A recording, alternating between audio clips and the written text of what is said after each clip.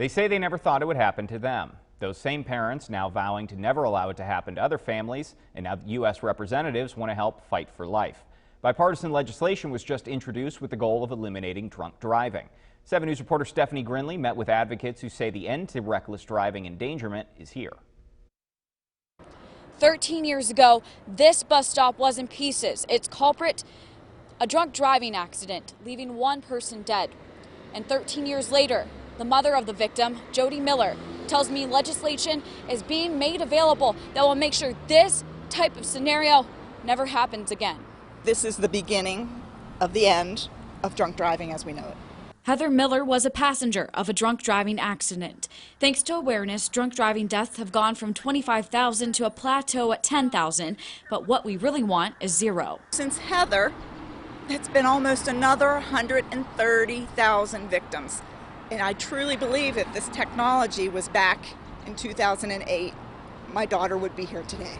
U.S. Representatives Michigan Democrat Debbie Dingell, New York Democrat Kathleen Rice, and West Virginia Republican David McKinley are putting life-saving technology into law.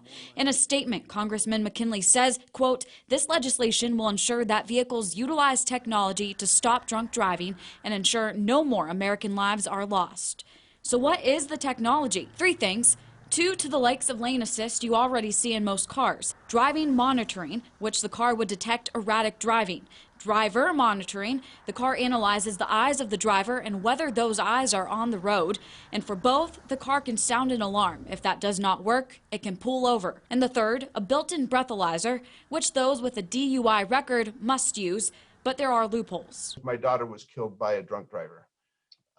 This was multiple conviction drunk driver, court-ordered breathalyzer, borrowed her friend's car and killed my daughter with the friend's car.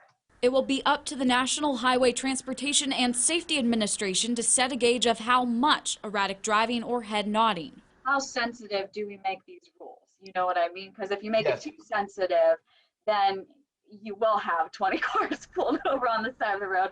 If you make it not sensitive enough, you're not doing any good. And what Matt advocates for is enough to be able to stop people from killing other people when they're driving impaired. And the federal government needs to take the responsibility of defining what that is. Like the seatbelt mandate, some will not receive this legislation with open arms, to which this morning parent says one thing. There is no right to drink and drive. It is against the law.